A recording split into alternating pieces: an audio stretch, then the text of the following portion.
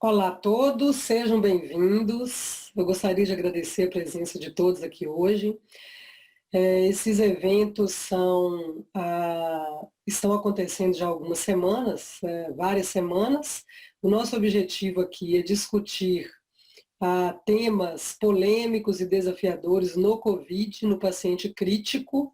Discutimos vários temas já relacionados ao doente crítico com COVID. E hoje nós temos um tema particularmente polêmico, difícil, novo para nós. A gente está vendo que as coisas estão bem diferentes do que a gente vivia antes, que é o estado confusional agudo no paciente crítico com Covid-19.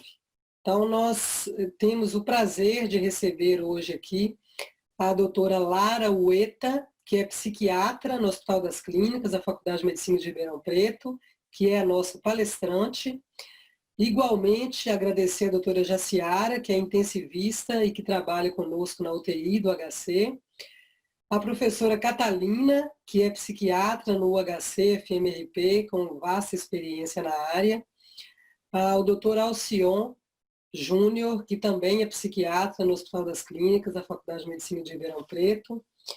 A Karen, que é psicóloga, professora da UFTM, nossa colega, anteriormente, nossa colega aqui em Ribeirão, com grande experiência também em paciente crítico.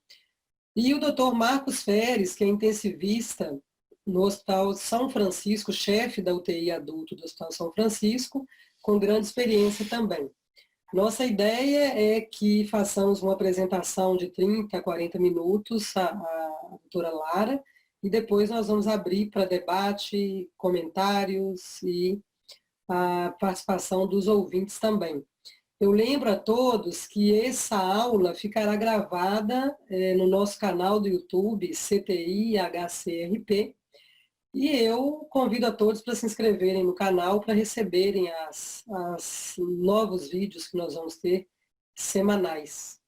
Muito obrigada a todos. Vamos então, Lara, quando você estiver pronta, podemos iniciar a apresentação. Então, vamos lá. Boa noite a todos. Obrigada pelo convite, doutora Maria Auxiliadora. É um prazer e uma honra estar aqui essa noite falando de um tema polêmico, difícil, mas muito importante, acompanhada de tantos profissionais aí conceituados. Então, nós vamos falar do estado confusional agudo no paciente crítico com Covid-19. Já no ambiente do CTI, mesmo sem ser nos pacientes do COVID, com acometimento de Covid-19, a gente já tem uma prevalência de 70% a 75% do estado confusional agudo nos pacientes que se encontram em ventilação mecânica. Alguns estudos apontam até para 89% dos pacientes no contexto do CTI, eles vão desenvolver o delírio, né? No uso ainda da posição prona, essa taxa de prevalência ela vai ser ainda maior. Então, esse artigo recente, agora de junho de 2020, já mostra o delírio como uma possível complicação, né, no contexto do Covid-19. O lado aí bom é que existe uma porcentagem, né, de pacientes, de casos, onde há a capacidade da prevenção. Então, em torno de 30% a 40%, alguns estudos mostrando 50% são casos que são preveníveis. Mas no contexto, né, paciente crítico, Covid-19, CTI, pandemia, talvez a gente vai ter que mudar um pouco a ideia, né, de será que esse paciente, nesse ambiente, ele vai ter delírio ou não, para uma mudança de premissa maior, né? Quando esse paciente vai apresentar o delírio e de que forma que ele vai apresentar, tamanha a prevalência, tamanha a incidência. Então, a forma, ou seja, como esse paciente vai apresentar, ela também é muito importante. Então, do ponto de vista da definição do que é o delírio, pelo DSM-5, que é o Manual Diagnóstico de Transtornos Mentais, a gente tem um eixo central, né, o critério A, que é a perturbação da atenção, sendo a atenção essa capacidade que nós temos de focar, então igual vocês estão fazendo agora, me ouvindo, vocês estão deixando de lado os ruídos, a televisão, outras coisas do ambiente para focar na minha fala. Então essa é a capacidade da atenção que vai estar perturbada nesse paciente, seja diminuída, seja uma dificuldade de trocar, de alternar essa atenção, associada a uma alteração do nível de consciência. Habitualmente também vai ter uma perturbação adicional de algum parâmetro da cognição, ou seja, um déficit de memória, uma desorientação, uma linguagem que pode estar diminuída, até alterações da senso-percepção. Esse paciente ele pode ter manifestações com alucinações auditivas, visuais.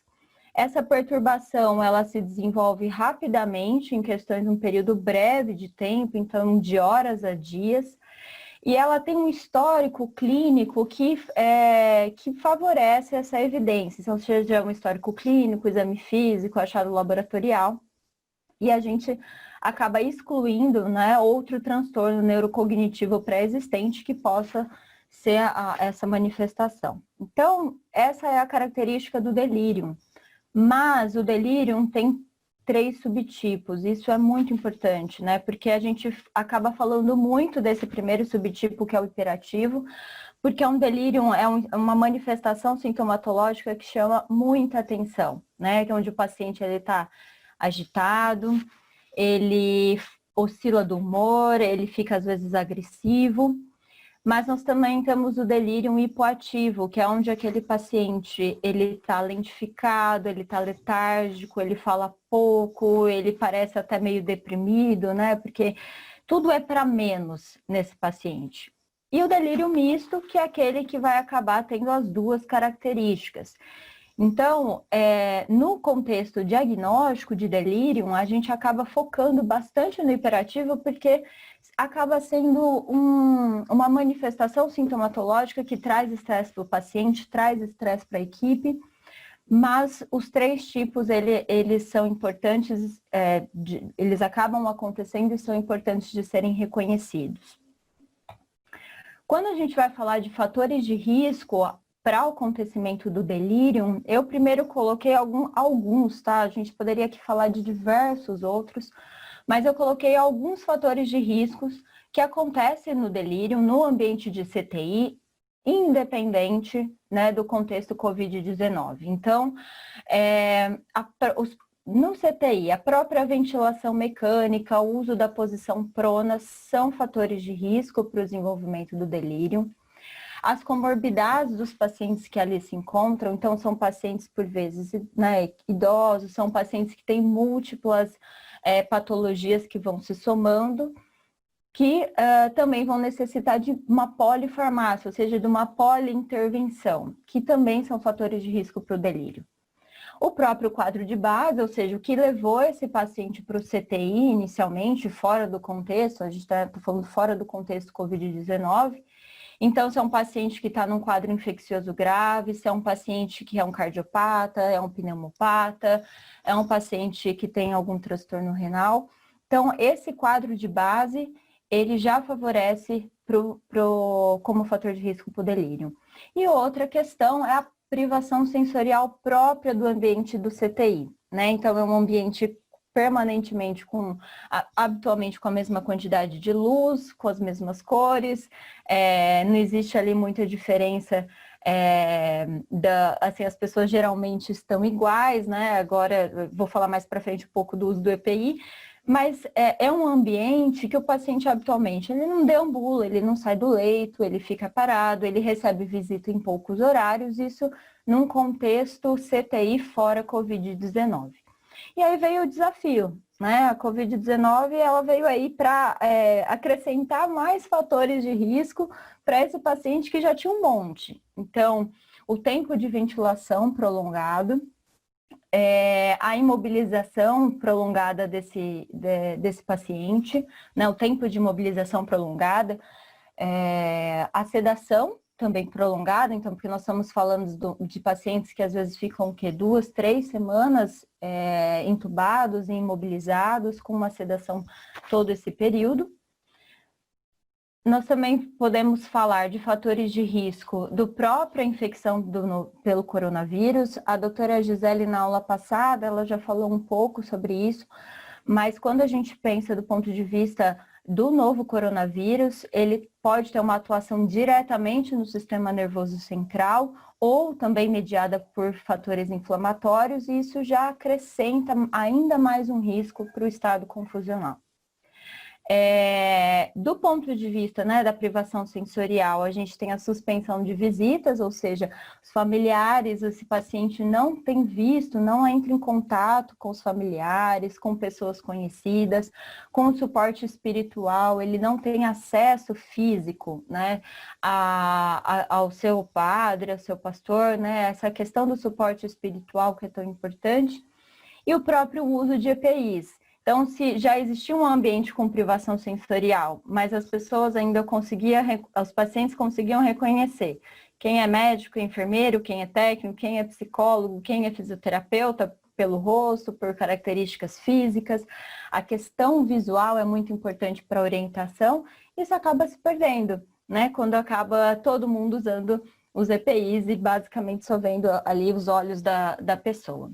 Então, somado a outros fatores de privação sensorial, como a própria infecção pelo coronavírus, que faz esse paciente perder, né, o olfato e o paladar.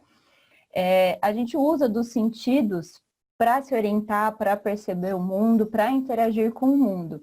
Então, se o alimento, né, se a comida é café da manhã, almoço e janta, se é gostoso, se não é, se aquilo é algo se aquela textura, se aquele gosto é algo que me lembra alguma coisa, que me lembra na parte de vista da memória, isso acaba se perdendo.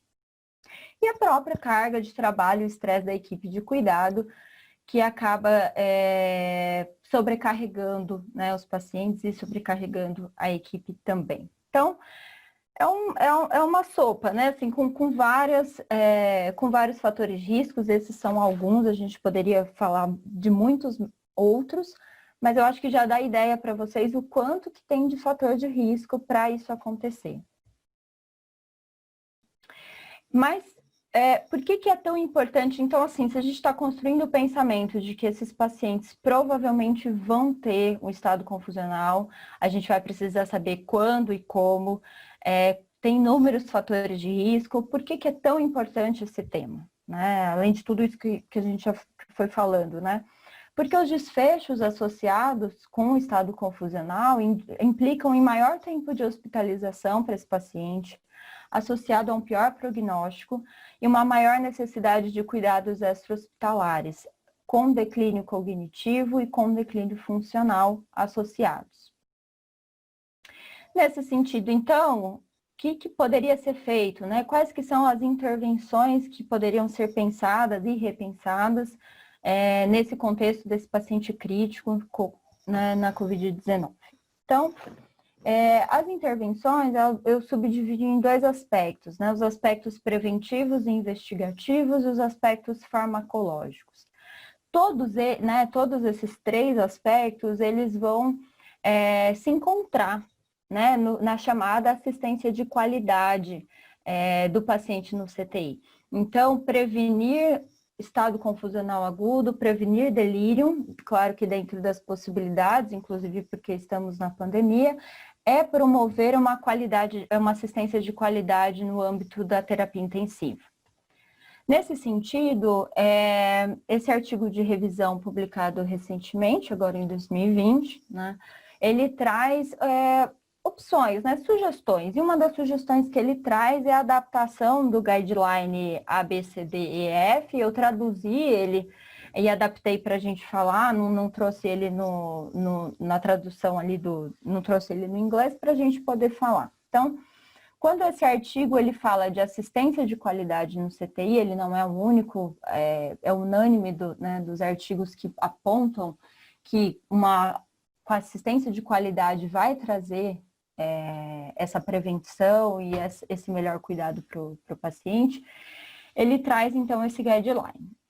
No A, né, que não vai ficar na letra em inglês, a gente vai falar sobre dor, né? Ele vai falar sobre dor, sobre a necessidade do manejo adequado da dor. E ele traz um recordar, né? Novamente a aula da doutora Gisele na semana passada, eu acho que cabe muito bem lembrar da possibilidade do acometimento neural de forma direta, então da necessidade de intervenções de manejo de dor efetivas. Né? A dor é um fator de risco para o desenvolvimento, né, do delírio. No B, ele traz a proposta dessa tentativa diária do despertar e respirar espontâneo, incluir o uso do bloqueio neuromuscular, isso, claro, dependendo da gravidade do paciente, da possibilidade do paciente. A possibilidade de escolher no C uma sedação menos potente, né? No critério D, que é onde eu vou acabar me fixando, o rastreio diário de delírio, e aí ele já chama a atenção para os quadros hipoativos, que são os quadros que muitas vezes acabam passando batido na prática clínica diária. Na letra E, ele vai falar sobre mobilizar precocemente o paciente, claro que dentro das limitações daquele ambiente, limitações da pandemia, né, da Covid-19, mas mesmo o paciente entubado, a mobilização passiva ele vai trazer e depois, assim que o paciente puder fazer uma movimentação, uma mobilização ativa. Nesse item também ele vai chamar a atenção para a prevenção e tratamento da retenção urinária e da constipação intestinal. A outra letra, né, a letra F, que ele vai falar sobre família, né, a adaptação no contexto da Covid-19, do uso da tecnologia para aproximar os familiares, e eu também vou falar um pouquinho aí mais para frente. Então, focando no delírio, quais aspectos além... Então, a gente falou, né, prevenção de delírio tem a ver com boa assistência, tem esse guideline adaptado, mas mais focando na questão do delírio, o que a gente pode fazer para tentar agir, para tentar, né, manejar esses pacientes. Então, os aspectos preventivos e investigativos, eles são a base da intervenção. Inclusive, quando o quadro ele já está instalado, apesar de a gente falar em aspectos preventivos, a ideia é de poderia chamar também de intervenções não farmacológicas. Então, o meu paciente já está apresentando delírio, mas ok, vamos voltar e vamos utilizar da base da intervenção, que são os aspectos preventivos e investigativos. Claro que o contexto do Covid-19, como eu já vinha falando, vai trazer dificuldades. Então, o que antes, por exemplo, o familiar ajudava nos aspectos biográficos, na recordação, nas visitas, na orientação no tempo e espaço, o que às vezes olhar para o rosto das pessoas, esse paciente sabia se aquela enfermeira era a enfermeira do plantão de manhã, de tarde ou de noite, isso se perdeu, né?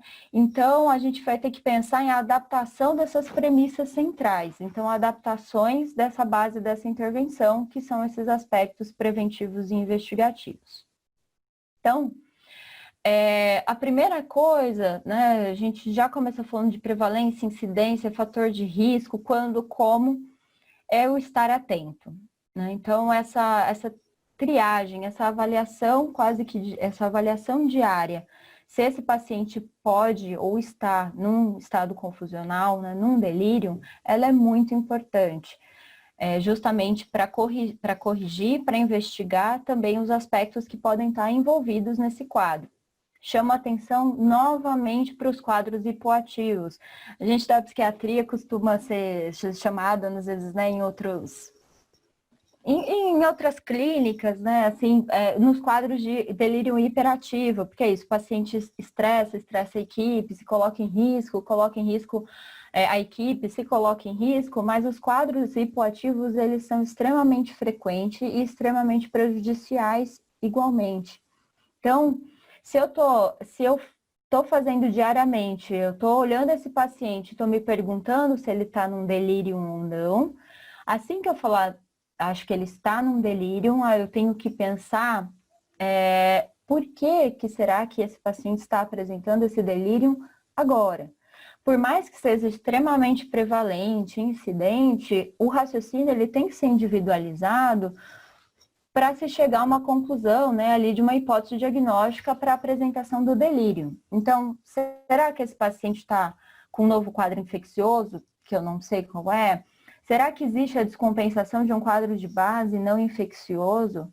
Será que são aspectos neurológicos da infecção Covid-19? Então, a doutora Gisele também falou bastante disso na aula passada. Será que essa manifestação do estado confusional, do delírio, não pode ser um acometimento neurológico direto? Será que pode ser por conta de uma abstinência de medicações? E aqui eu coloquei duas extremamente utilizadas, né? Os benzodiazepínicos e os opioides, mas com certeza tem inúmeras outras. E também de substâncias psicoativas de abuso potencial. Então, pode ser um paciente que tenha histórico de uso de álcool, de cocaína, de tabaco. Não sei se esse paciente já foi diretamente para o CTI, se ele já entrou, se ele teve, quanto tempo ele teve, se foi possível ele fazer a abstinência dessas substâncias. E também lembrar, mesmo que a gente coloca, né, substâncias psicoativas de abuso potencial, a gente habitualmente fala de álcool, cocaína, tabaco, mas lembrar que tem muita gente que usa benzodiazepínicos e opioides do ponto de vista ambulatorial e que inclusive podem ser dependentes dessa medicação ambulatorialmente e aí quando eles entram na enfermaria ou no CTI, eles acabam aí tendo, por muitas vezes, essa pode ser uma das causas dessa manifestação desse estado confusional. Então, se possível, a ideia de ter um histórico de doença neuropsiquiátrica e histórico de uso de medicação psicotrópica desses pacientes que adentram a terapia, o centro de terapia intensiva seria muito bem-vindo, né? Porque muitas vezes esse paciente vai chegar lá, ele não vai conseguir, às vezes, informar, às vezes a família vai precisar, né, ser contactada, mas às vezes esse paciente entrou pela enfermaria, essa informação poderia estar constando ali na anamnese, nos questionamentos iniciais, porque são informações que podem auxiliar justamente nesse raciocínio clínico que vai ter que ser feito. Então, essas são algumas das intervenções preventivas e investigativas. E aí tem fatores, né? Os fatores ambientais que acabam sendo muito importantes, como eu já vinha falando no início da apresentação, no contexto Covid-19, eles acabam até chamando bastante atenção. Curiosamente, na semana passada, eu vi essa foto, né, nas redes sociais e eu achei de bom humor colocar hoje aqui para a gente ter uma ideia, né? Como é que o paciente que está acordando de uma sedação, ou que está num contexto de CTI, né, um senhor, uma senhora, alguém que passou aí semanas, dias entubado, ele olha né, essa imagem, e até a legenda da foto né? Será que eu estou entrando num ambiente de CTI, numa sala de CTI ou num avião? Porque é isso, as pessoas são iguais, né? A gente não consegue saber quem é quem, o que cada um faz, quais que são os nomes, né? Quem é essa pessoa que vem aqui, me mexe, e daí depois vem outra e me remexe de outro lado. Então, o uso do EPI, com certeza, né, é extremamente necessário, mas ele realmente acaba piorando essa capacidade da orientação visual dos pacientes. Fica todo mundo igual, né? Então, como que poderia adaptar isso para a realidade, né, que a gente está vivendo, né? Não dá para deixar de usar EPI. Então, algumas pessoas, né, alguns lugares têm feito esses crachás com a foto, com o nome, né, da pessoa, a função, ou às vezes o crachá, ou às vezes imprimindo uma foto grande. Se nada disso for possível, a fala, ela é muito importante. Então, se identificar para o paciente, né? Então, olha, eu sou fulano de tal, eu faço tal coisa, eu vou fazer tal coisa em você, eu sou do período da noite, hoje a gente está em tal dia, tal horário, tal mês, tal ano. Pode parecer, assim, para a gente que está aqui ouvindo, né, assim, e está plenamente atento, pode ser isso, falando, nossa, mas isso ajuda? E realmente isso ajuda e muito, porque vai dando dicas, né, do ponto de vista da orientação, do ponto de vista cognitivo, para esse paciente ir se situando. Então, essa é uma das alternativas. Se não for possível, né, colocar foto, ou às vezes a letrinha é tão pequenininha que não dá para enxergar, essa comunicação direta com o paciente, se identificar, dizer o que vai fazer, quem é, que dia da semana que horário que é. Uma outra questão ambiental muito importante é a ausência do ciclo de luz, que no ambiente de CTI é extremamente prejudicial. Dá para contornar isso? Depende muito do serviço, depende muito das possibilidades, né? Se dá para diminuir a luz, deixar uma luz individual, se não dá, tem que ser luzona o tempo inteiro. Então, isso realmente, às vezes, é uma coisa estrutural um pouco mais difícil, mas que pode ser pensada dependendo da disponibilidade do serviço. E a privação sensorial, né, que já existe no ambiente do CTI, acrescido, né, da questão do olfato e do paladar, do ponto de vista da Covid-19, pode ser contornado, né, assim que esse paciente tiver condições de usar o seu óculos, porque ele precisa de óculos para enxergar, usar o seu aparelho auditivo assim que possível, né, que tiver condições clínicas para isso, porque tudo isso vai ajudar esse paciente a se orientar. Então, assim, eu uso óculos como vocês estão vendo. Se eu tirar o óculos e for fazer a apresentação, eu não vou conseguir, né, identificar, não vou conseguir me orientar onde está acontecendo, onde eu tenho que olhar, o que eu tenho que falar, o que eu não tenho. Então, são pequenas coisas, mas que fazem muita diferença quando a gente está falando no estado confusional, que é multifatorial, então vai precisar de uma atuação multiprofissional, multifatorial também. O suporte familiar e o espiritual, que devem continuar. Lara, mas não tem como ir visitante, não tem como ir o pastor, o padre, os aspectos religiosos, não tem como, não tem como ir lá. E aí, a proposta do uso da tecnologia, como a gente está fazendo aqui hoje, né? A gente não pode se encontrar numa sala de aula, então a gente se encontra do ponto de, né, assim, cada um na sua casa, cada um no seu espaço, a gente se encontra, promove esse encontro virtual. É um encontro, né? Então, o uso da tecnologia com telefonemas, chamadas de vídeo, com os familiares, vai auxiliar, né, e muito esse paciente do ponto de vista do estado confusional e também do atendimento humanizado. O uso de recordações biográficas. Então, pode ser interessante quem estiver ali com aquele paciente e questionando, né? Então, se ele é casado, se ele não é, qual é o nome da esposa, se tem filho, se não tem, se tem neto, o que fazia, né? O que gosta de fazer com esses netos, o que gosta de fazer com a esposa. São esses aspectos biográficos que vão trazendo esse paciente para a orientação autopsíquica, né? Quem eu sou, como que é a minha história, o que é que está acontecendo. O uso da tecnologia nos casos de prognóstico reservado, ele é imprescindível, né? Tanto do ponto de vista do paciente, de poder falar com seu familiar, dizer o quanto gosta, se despedir, né? Se quiser, enfim. E também do próprio familiar poder falar o quanto que está torcendo, o quanto que está ali, o quanto que gostaria de estar perto, mas está perto de outra forma. Então, nesses casos de prognóstico reservado, o uso da tecnologia é imprescindível.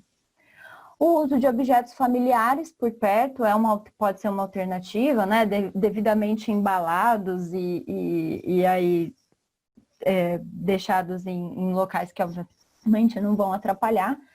Mas fotografias, terço, algum objeto que seja pequeno e que não vai atrapalhar, pode auxiliar também nessa recuperação, nesse processo de recuperação.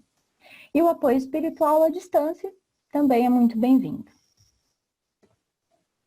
Então, fechando, né, esses aspectos preventivos, de investigativos e indo para o aspecto farmacológico. Nos aspectos farmacológicos, a primeira coisa, que a base também do aspecto farmacológico, é revisar as medicações utilizadas. Então, planejar a redução e suspensão das medicações sedativas. Lara, não dá para tirar tudo de uma vez hoje, porque senão o paciente vai ter uma síndrome de retirada, ou se o paciente vai ter uma síndrome de abstinência, ok. Mas é possível fazer uma programação, um planejamento de redução? É possível reduzir o número de fármacos prescritos, porque quanto mais fármaco esse paciente tomar, maior o risco dele apresentar o delírio, mais difícil vai ser do manejo desse paciente. Então, essa revisão das medicações, ela tem, principalmente nesses casos, os pacientes que já estão apresentando, né, o delírio, ela tem que ser feita, né, tem que pelo menos ser planejada. Não dá para tirar tudo agora, porque se tirar o paciente vai abrir uma síndrome de abstinência e aí vai fazer né, piorar o estado confusional, mas tem como planejar. No delírio hipoativo, que é aquele delírio tudo para menos, né? O paciente lentificado, o paciente quieto, não é recomendado o uso de nenhum psicotrópico. Isso vale para antipsicóticos e isso vale para antidepressivos também, né? Às vezes a gente acaba vendo em outros serviços o uso de antidepressivos porque o paciente às vezes tem uma apresentação, né, deprimida, né, porque é tudo para menos, mas não é recomendado o uso, o paciente não está deprimido. E quando a gente vai falar do delírio hiperativo, que é esse delírio mais né, que estressa o paciente, que estressa a equipe, que é todo mundo fica, o que eu faço, como eu faço, né? Também não é recomendado o uso rotineiro de medicações para prevenção e intervenção. Por quê? Porque é esse raciocínio, né? O uso de uma forma indiscriminada, por tempo prolongado, altas doses, eles pioram o estado confusional. Então, é quase que como, né, assim, ir somando fatores de risco e cada vez mais dificultando esse processo de recuperação do paciente, porque é um processo. Ele não vai melhorar, né, assim, rapidamente. Realmente, assim, o adoecimento é tão grave, o paciente é tão crítico, que há um processo de recuperação também. O uso da medicação no delírio hiperativo, ele acaba ficando restrito em duas situações. Quando esse paciente ele faz uma agitação a ponto de se colocar em risco, então ele começa a tirar coisa, ele começa a tacar coisa nas pessoas, né? Ele tenta se estubar, ele tenta tirar acesso, levantar, ou ele também está com risco para terceiros, então ele agride a equipe, ele tenta machucar alguém, bater em alguém. Então, nessa situação, a gente entende que essa agitação psicomotora decorrente de um delírio hiperativo, ela vai causar mais danos para o paciente se ele ficar dessa forma nesse momento. Então, ele pode se machucar muito seriamente. Então, a gente vai precisar fazer uma intervenção farmacológica. Qual medicação a gente vai escolher para fazer essa intervenção farmacológica? Que é um manejo sintomático, ou seja, a gente não está tratando o delírio. Essa mudança de perspectiva de palavra é muito importante. É como dar um remédio para febre, né? A gente está dando um remédio para febre, mas a gente vai precisar saber o que está acontecendo. É o mesmo raciocínio, a gente vai fazer um manejo sintomático desse paciente. E com o que nós vamos fazer? Com antipsicóticos, tá? Em linha geral, né, em linhas gerais, os antipsicóticos eles são subdivididos em duas gerações, tá? Em primeira geração e segunda geração. A primeira geração, o expoente, né, o que todo mundo conhece, é o haloperidol. Deixa eu só passar vocês para cá. Essa é a figura, né, dos receptores quais os antipsicóticos de primeira geração acabam atuando. Então, fixa essa imagem porque vocês vão ver receptores dopaminérgicos tipo 2, alfa-1, histamina tipo 1 e M1. Então, esse daí poderia ser, o haloperidol poderia ser desenhado dessa forma, tá? O que vai diferenciar se é a primeira ou segunda geração de antipsicóticos? Então, a capacidade de bloqueio do receptor dopaminérgico tipo 2, os efeitos colaterais decorrentes desse bloqueio, então, principalmente a síndrome extrapiramidal, e a atuação sobre outros receptores. Vocês estão vendo aí, esse poderia ser o haloperidol. A segunda geração, habitualmente a gente já ouviu falar, né, os mais conhecidos, risperidona, quetiapina e olanzapina. Tem outros, assim como de primeira geração tem outros. A título de curiosidade, eu trouxe para vocês os receptores os quais esses antipsicóticos atuam. Então, na primeira linha, a risperidona, todos esses receptores. Essa barrinha vertical é o bloqueio D2, tá? Vocês percebem que em cada um ela está num lugar, né? E com cada um alguma potência. Então, a primeira é a risperidona, a segunda linha é a quetiapina e a terceira linha é a olanzapina. Então, os antipsicóticos, às vezes a gente ouve assim, os de segunda geração são melhores, para tudo, assim, são melhores, que eles são mais modernos, eles têm menos efeitos colaterais, depende, né? Depende para qual paciente, depende para qual dose, para o que eu estou usando, e qual que é o efeito que eu vou querer, porque por vezes, às vezes é melhor utilizar um de primeira geração, algo que já é mais conhecido, que tem um perfil de atuação em menos linhas de neurotransmissores, do que usar um de segunda geração, ou às vezes precisa usar um de segunda geração. Então, essa discussão ela tem que ser individualizada. A título de curiosidade, né, porque a quetiapina acaba sendo uma medicação que acaba sendo muito falada, né, no estado confusional, no delírio, enfim, a quetiapina acaba sendo muito utilizada e falada. A quetiapina, a depender da dose utilizada, essa atuação sobre receptores, ela vai mudar, ok? Então, em doses baixas, de 50 até 100 miligramas, ela vai ter um perfil de bloqueio de H1, né, histamina do tipo 1, então ela já promove a sedação, que é uma coisa que, para a gente, psiquiatra, é algo que a gente não quer, e habitualmente a gente também não vai querer no estado confusional, porque é uma sedação excessiva. E aí, cada dose que você vai aumentando, ali em torno de 300 miligramas, ela pega outros tipos de receptores, começa a pegar receptor de serotonina, e aí em doses mais altas, de 600 a 800, que ela vai começar a ter um perfil mais parecido com um antipsicótico com atuação em D2. Então, os antipsicóticos dependem de várias coisas, né?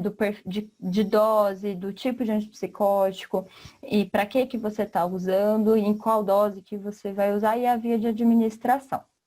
De modo geral, eu trouxe aqui os principais efeitos colaterais das duas gerações, tá? Claro que isso vai variar com todos esses fatores que eu acabei de falar para vocês.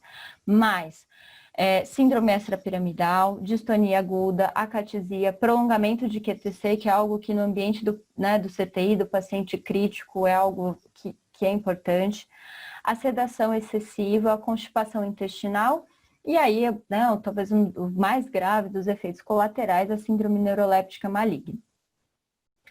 Então, como que eu vou saber qual antipsicótico usar? E mais do que isso, como que eu vou utilizar essa medicação?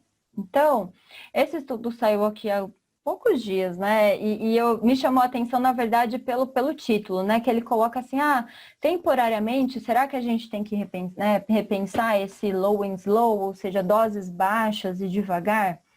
E é curioso que você vai ler o artigo e, na verdade, a estratégia continua sendo a mesma. Então, o que ele traz, assim, só para situar de dose, né? Ele traz assim, ao invés de usar, por exemplo, aloperidol 0,5 miligramas, começar com 1 miligrama. Né? O Lanzapina, ao invés de usar 2,5, começar com 5 miligramas, que são doses baixas. Então, a estratégia de usar menor dose por menor tempo, monoterapia, ela ainda acaba sendo a preferência, ela é a preferência para manejo desses casos. Lara, mas eu fiz a medicação, o paciente depois de 20 a 30 minutos ainda continua tentando mexer no acesso, tentando arrancar alguma coisa, eu preciso fazer novamente. Essa é o charme, né, de você fazer uma medicação em dose baixa e ir escalonando se necessário, porque você acaba tendo a possibilidade de repetir. Se você acaba fazendo, por exemplo, uma ampola inteira de haloperidol, no final do plantão, se esse paciente agitar de novo, a gente está falando, vamos supor, de pacientes com mais de 60 anos, a gente está falando, às vezes, de um paciente que vai usar 10, 15, 20 miligramas de haloperidol por dia, e 20 miligramas é a dose máxima, considerando os transtornos psiquiátricos primários, né, que a psiquiatria acaba utilizando doses maiores. Então, é preferível usar dose menor, reavaliar depois de 20, 30 minutos, se ainda for necessário, faça novamente. E uma dica que eu acho que vale a pena, às vezes, passar para o colega, né? Então, vai trocando de plantão, passar para o colega, olha, esse paciente se agitar, se fizer isso, a gente tem feito tal estratégia medicamentosa e tem dado resultado, também para evitar o que é a polifarmácia. Do ponto de vista dessa meta-análise publicada no ano passado, as medicações recomendadas, né, o que tem mais evidência? Haloperidol. Medicação antiga, vocês viram que, né, é uma medicação mais seca, assim, com pouca atuação, dose baixa. Se necessário, essa meta-análise ela propõe a associação com lorazepam para esse chamado duplo efeito. Por quê? Porque haloperidol e risperidona não tem perfil sedativo. Os pacientes não vão sedar. Vocês viram até do ponto de vista de receptor, habitualmente, né? Então, o paciente habitualmente não vai sedar. Ele vai tranquilizar. Ele vai parar de tentar puxar o acesso, mas você vai lá no leito dele, ele vai estar com o olhinho aberto, ele vai estar olhando para você, e é isso que a gente quer, porque se o paciente sedar, existe esse risco, né, de piorar, esse é mais um fator contribuidor para a manutenção do estado confusional. Então, haloperidol e risperidona, o paciente vai tranquilizar, mas não vai sedar. Às vezes, o paciente faz agitações psicomotoras intensas, que, só o haloperidol, naquele momento, não está dando conta, a gente vai precisar, às vezes, associar. E aí, a associação com lorazepam. Só lorazepam. Outros benzodiazepínicos são proscritos, clonazepam, diazepam, são proscritos no estado confusional agudo. Uma opção também é a olanzapina. A olanzapina é diferente da risperidona e do haloperidol, ela tem um perfil sedativo, inclusive em doses baixas. E aí tem algumas diferenças, né? O haloperidol, a gente tem várias vias de administração, o que favorece, se a gente precisar alternar a via de administração, a gente mantém a monoterapia. E a risperidona e a olanzapina, a gente tem atualmente, né, pela via oral. E o custo também, né? E desses três, a olanzapina acaba tendo o custo mais elevado. Então, essas são as recomendações de uso de antipsicóticos quando necessários, né, em menor dose. Se precisar, é melhor fazer menos e repetir mais vezes, ficar atento à dose total, ficar atento ao efeito colateral. Para o estado confusional, para o delírio hiperativo, quando o paciente não responde ao manejo verbal e a gente vai precisar fazer uma medicação. Quetiapina, apesar de ser uma substância nova, uma droga, né, um medicamento novo, que a gente vê sendo utilizada, não tem evidências para o uso. Inclusive, se a gente for pensar do ponto de vista da atuação em perfil de receptor, é uma medicação que atualmente, inclusive nas doses que acaba sendo utilizada, é uma medicação que ela vai promover uma sedação excessiva, que é o que a gente não quer, né? No estado confusional, a gente não quer que o paciente fique sedado. Até agora a gente estava falando de reduzir sedação, de superficializar. Então, até o momento não há evidências para o uso aí rotineiro, né? Recomendação do uso da quetiapina. É claro que se o paciente tiver uma doença neuropsiquiátrica, se o paciente tem um histórico de Parkinson, essa histórica foi coletada lá no começo, se a familiar falou que ele tem algum efeito colateral, alguma desses outros antipsicóticos, aí sim, mas a ideia realmente é a individualização da prescrição. Então, esse histórico de doenças neuropsiquiátricas e uso de psicotrópicos é bem bacana. Então, para finalizar, aqui é um lembrete, né, que eu trouxe, que apesar do paciente estar em melhora clínica, o restabelecimento do estado confusional, do delírio, ele pode levar dias a semanas. Inclusive, porque a hospitalização é um fator de risco para delírio. Então, o que realmente há um processo, né, na melhora. Não vai ser uma medicação ou somente uma intervenção que vai fazer tudo se encaixar. Realmente são várias engrenagens aí que tem que trabalhar juntos. Tá bom? Era isso. Obrigada. Lara, parabéns pela apresentação. Foi muito importante ouvir coisas assim que parecem óbvias, mas que a gente às vezes não para pensar. Então, assim, quando você falou, fica todo mundo igual, é verdade, né? A gente não para pensar nisso. Está todo mundo igual, de máscara, e eu até às vezes fico um pouco constrangida quando eu vou falar com um paciente, como hoje, uma paciente já acordada e já fora do período de isolamento, mas ainda na UTI. eu explicando para ela, olha, eu estou de máscara só porque tem outros pacientes aqui em volta, mas eu não, se você estivesse em outro local, você vai ter alta amanhã, eu não precisaria da máscara, para ela se sentir um pouco menos, assim, parece que existe um medo, né, do contato. O paciente, alguns já referiram isso. Mas eu queria fazer uma pergunta, assim, bem objetiva, né? O que a gente tem observado na UTI? Os pacientes estão muito mais agitados e com desorientação do que antes da pandemia. E eu falo para você que antes da pandemia, talvez a gente não preocupasse tanto em pseudoanalgesia racional. Acho que a gente está preocupando muito mais com isso agora, até porque a gente está usando por tempo mais prolongado, pacientes mais graves, como você falou, e que os fatores de risco estão ali e não tem como retirá-los no momento do tratamento. O paciente está na UTI, está exposto a todo o estresse ali relacionado, e isso não vai mudar. O que a gente percebe é que o paciente já acorda desorientado. Então, tudo isso que você falou, que com certeza é muito importante, do cuidado, do manejo do ambiente e do falar, às vezes isso nem é possível, porque ele ainda estava sedado, dada a gravidade do quadro respiratório. Então, a gente teve casos, como foi aquele que eu liguei para você e para a Catalina, que o paciente era um paciente jovem, de 40 anos, a comorbidade dele era um sobrepeso apenas, mais nada, não tinha nenhuma doença, e ele estava usando metadona, lidocaína, ketamina, dexmedetomidina, propofol, quetiapina, lorazepam, clorpromazina, gabapentina. E o paciente sentava na cama, querendo sair, querendo levantar, e agitado, e se debatendo, e com doses altas. A quetiapina estava 300 miligramas de 8 em 8 horas.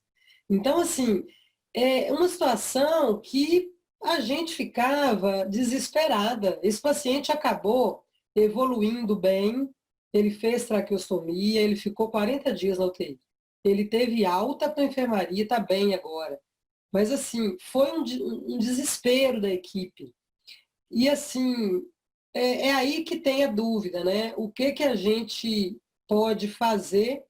A minha impressão, como a gente discutiu na aula passada, é que o próprio COVID, né, a hipoxemia relacionada à doença que afeta o sistema nervoso central, o tropismo pelo sistema nervoso central do vírus, que pode causar alguma alteração que a gente não conhece, e o próprio uso de drogas sedativas por tempo prolongado, apesar da gente estar preocupando muito com o midazolam e o fentanil em restringir esse uso, até por os eventos adversos bem marcantes do midazolam, como delírio e do fentanil também, mas mesmo assim a gente tem visto esses quadros, assim, mas muito frequentes, assim, muitos pacientes da mesma forma.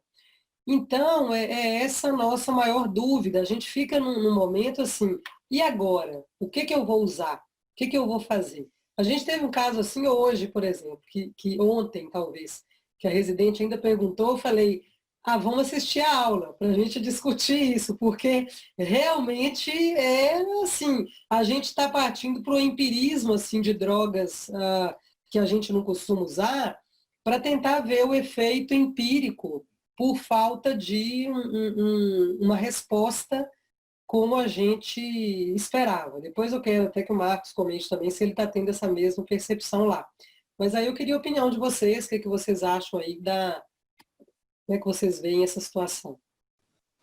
É um desafio na Maria Auxiliadora, assim, a gente já havia conversado um pouco sobre isso, é uma situação desafiadora, nova, porque justamente acrescenta todos esses fatores de risco, e realmente esse paciente ele está num ambiente, né, assim, que realmente a tolerância, assim, né, a possibilidade do grau da agitação dele, ela né, assim, não é igual se ele estivesse lá no andar da psiquiatria, né, que a gente ia tolerar ele agitar mais um pouco. Então, assim, é uma situação desafiadora.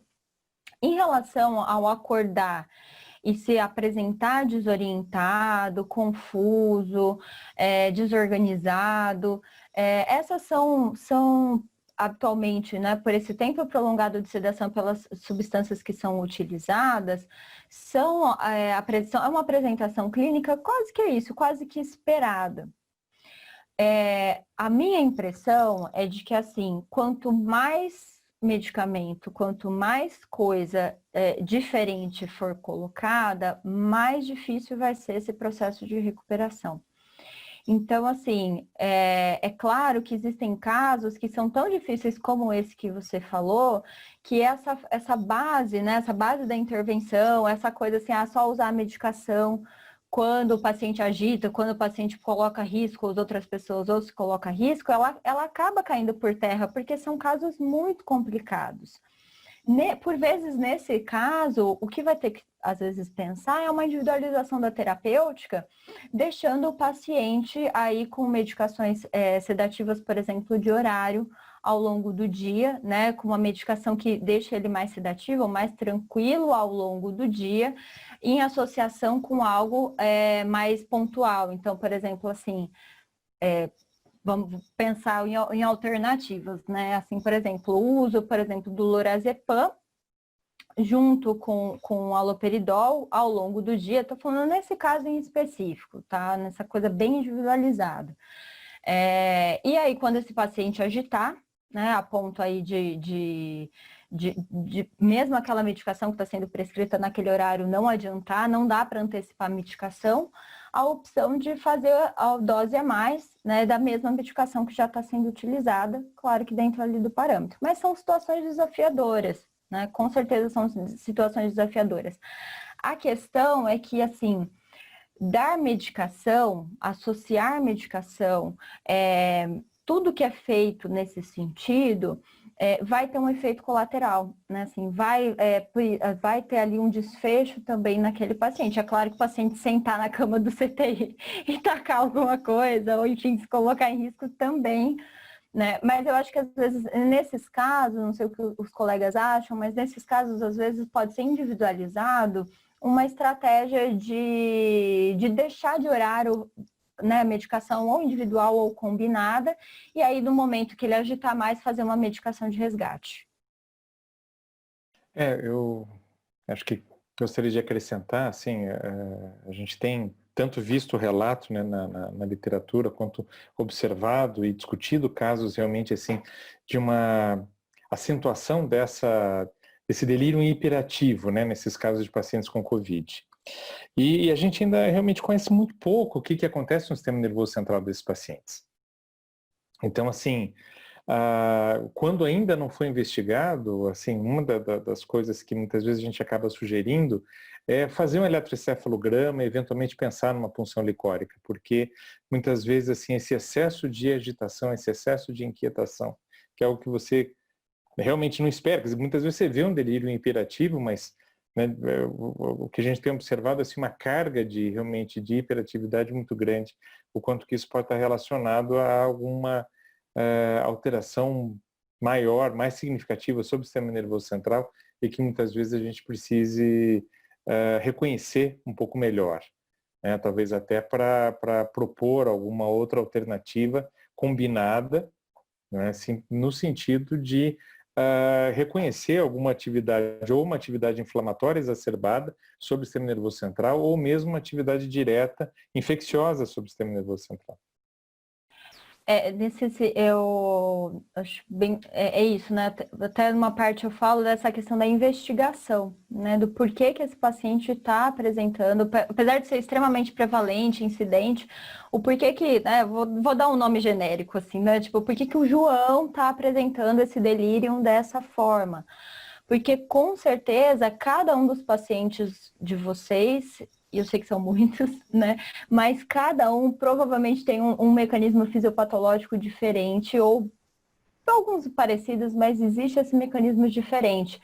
E é isso que o Alcion colocou, né? Às vezes, ter esse caráter investigativo, pensando até em questão do sistema nervoso central, pode auxiliar, às vezes, também na escolha da medicação. Imagino que o Alcion está pensando, talvez, em medicações com perfil antiepiléticas, outro tipo de perfil de medicação, nesse sentido.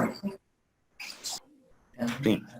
É o seguinte, tudo que foi falado, parabéns primeiro pela palestra, muito, muito ilustrativa, e o que a gente tem observado é exatamente o que a auxiliadora falou, ou seja, pacientes extremamente agitados, mais de 90% é delírio hiperativo, ou até mais, entendeu?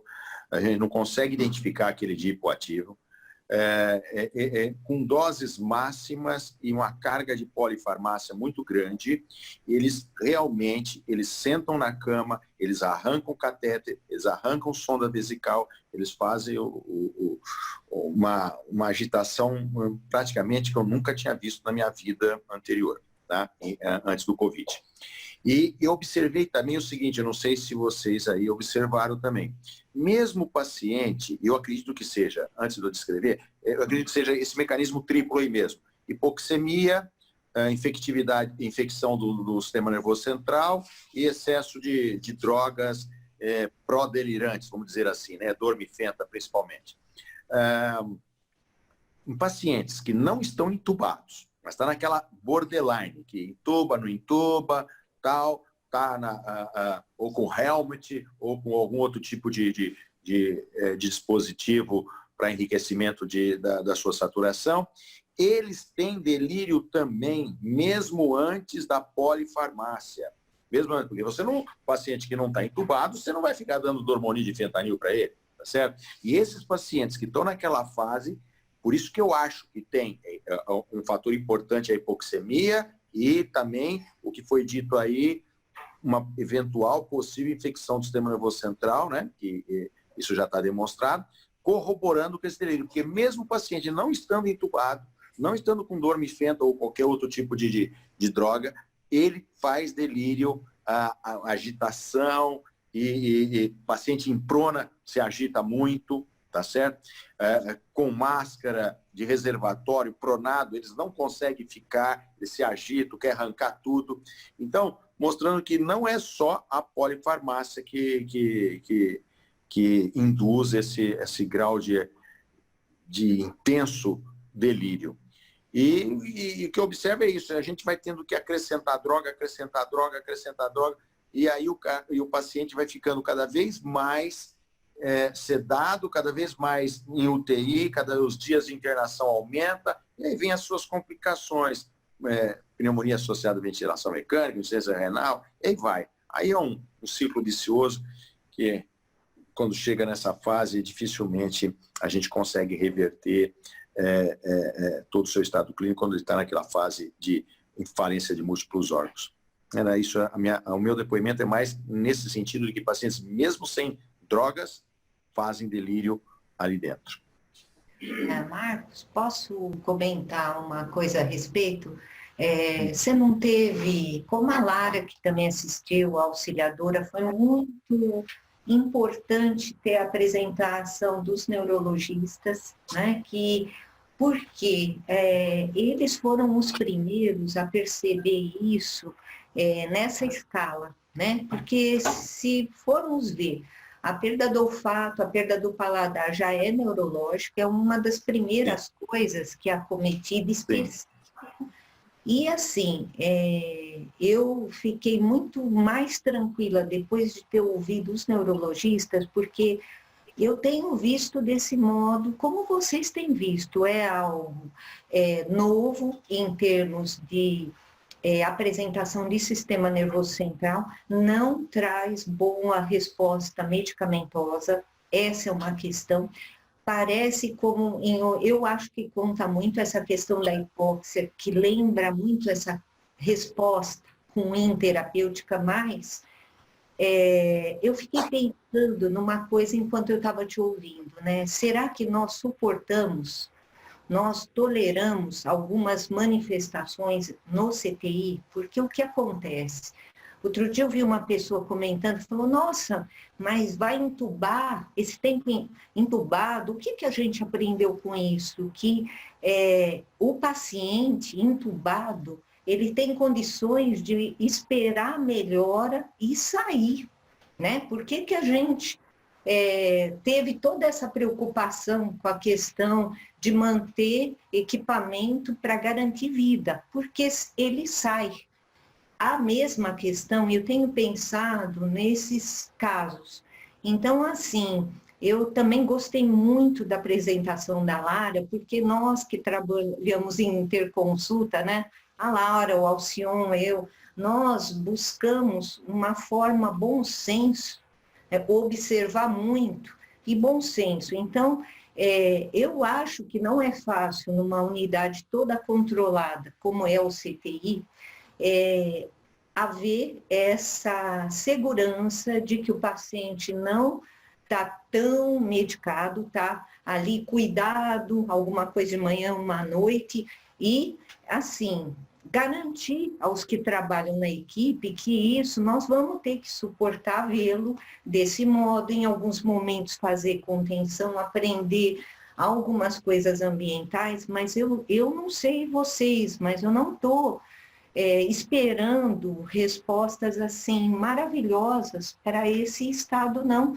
Os neuros observam isso, vocês, nós. Então, eu penso que não é algo que nós vamos ter condição de controle medicamentoso, sabe? A gente tem que esperar o vírus passar, isso é que é doido, sabe? Com essa situação difícil de lidar. É isso, sim, queria acrescentar, porque é duro de tolerar uma agitação dessa e que não melhora, né?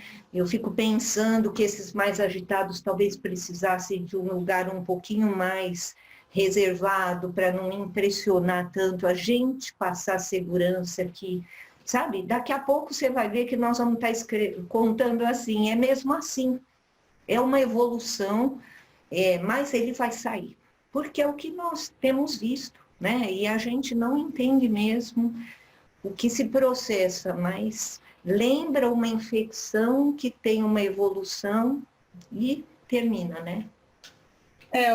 Catalina, concordo plenamente com o que você falou. Enquanto você foi falando, me ocorreu o seguinte, a gente tem visto os pacientes com Covid, eles são muito mais graves do que tudo que a gente viu até hoje, do ponto de vista respiratório.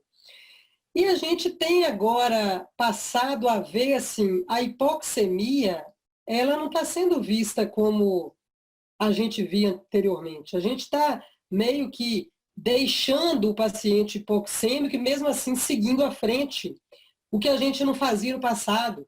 A gente só tirava a sedação e evoluía um desnome ventilatório num controle da hipoxemia. Hoje não mais, não sei se o Marcos concorda com isso. Então a gente tem precipitado, e eu não sei se isso é bom ou ruim. Então fica a seguinte questão que eu pensei agora. Quando você espera muito, você só deixa o paciente sedado, que é o que você falou. O vírus está lesando tanto o sistema nervoso central, quanto o pulmão, quanto sistemicamente. E ele tem um tempo. A gente sabe que é de 14, 21 dias, é um tempo grande. Talvez, se a gente sabe que o paciente vai ficar sedado muito tempo, na ventilação muito tempo, e sujeito a complicações infecciosas, como o Marcos colocou. Agora, o que eu percebo? Quando você retira a sedação, é o momento que vem a agitação. E aí você vem com a polifarmácia. Né? E aí vem mesmo com a polifarmácia e continua igual. O tempo é demorado para o paciente sair. Por outro lado, será que se eu deixasse ele mais sedado com duas medicações, tipo ketamina e dexmedetomidina, são duas medicações relativamente seguras, sem muita incidência de delírio, e que eu poderia deixar ele sedado por um tempo maior, ter uma paciência maior, até ele recuperar um pouco mais essa hipoxemia, será que ele não acordaria menos agitado? Será que eu não usaria menos medicação? Porque o que me angustia muito é assim, ele já está com doses excessivas de um monte de coisa, e aí eu vou querer acrescentar mais um. Essa é a sensação que dá de que parece que você perdeu o controle, entendeu? Então esse é o meu maior desconforto no dia a dia, e de ver pacientes com doses elevadíssimas de quetiapina e com um monte de outras coisas, e mantendo a sedação que ele já usava, e mesmo assim ele agitado. Então, não sei, me ocorreu essa essa é uma pergunta sem resposta, de certo, mas assim, para a gente pensar, porque é uma doença extremamente nova e que talvez a gente tenha que esperar mesmo um pouco mais e não já ir tirando sedação com muita rapidez e com muita pressa, né? Qual que é a sua Auxília, impressão? só complementando. Auxiliar, seguinte, eu entendo que você falou isso, eu também compartilho dessa ideia, mas com relação a essa pandemia e a gestão de leitos que a gente está por aqui, né? Então a gente tem a necessidade de fazer encurtar mais o tempo de sedação desses pacientes para poder colocar um outro dispositivo que ele saia logo e põe para mandar para a enfermaria, porque já tem outro internando. Então, eu não tive... Eu tentei fazer isso, mas não consegui. Eles voltam a ficar ruim, hipoxêmico, mais agitado, e aí trava toda a gestão de leitos da UTI. Então, eu não tenho uma resposta, ninguém tem uma resposta para isso daí. Eu acho que isso daí é para o futuro mesmo. Mas que eu acho que esses caras têm infecção do sistema nervoso central, por isso que eles não respondem tão adequadamente como os outros. Eu tenho assim uma sensação, não posso provar isso, mas a sensação, e a gente tem que customizar o tratamento do delírio de cada um, porque tem indivíduo que vai razoavelmente, tem outro que é um demônio, vamos dizer assim. Só um comentário rápido, assim, para concluir essa parte, assim, tiveram 2 casos bem emblemáticos, assim, um deles, o paciente que eu citei no início, um paciente que saiu bem, ele usou o antibiótico basicamente para tratar infecções conhecidas e respondeu. Ele não teve infecção do sistema nervoso central, mesmo porque ele saiu depois e está bem, está na enfermaria e está se recuperando. O outro foi um paciente que evoluiu com um quadro de um AVC agudo, grave, e um TEP. Depois, né? Depois do quadro todo, ele teve um quadro neurológico, depois de muitos dias, mais de 30 dias na UTI, com agitações absurdas, a gente descobriu esse AVC e depois ele evoluiu mal. Mas assim, e outros que não sugerem ter infecção do nervoso central. O paciente, enfim, eu acho que é algo sem resposta, talvez a gente possa até investigar como foi sugerido, talvez a eletroencefalo pudesse elucidar alguma coisa desses pacientes, porque realmente é algo assim que a gente nunca viu. É o que você falou, independente da sedação, o paciente já é agitado e ele já tem isso. Pacientes lá que nós tivemos que nem foram intubados, não chegaram a ser intubados em momento algum. Eles tiveram e agitação desse tipo também e precisaram ser medicados assim. Parabéns pela apresentação, Lara. Foi muito boa, foi excelente.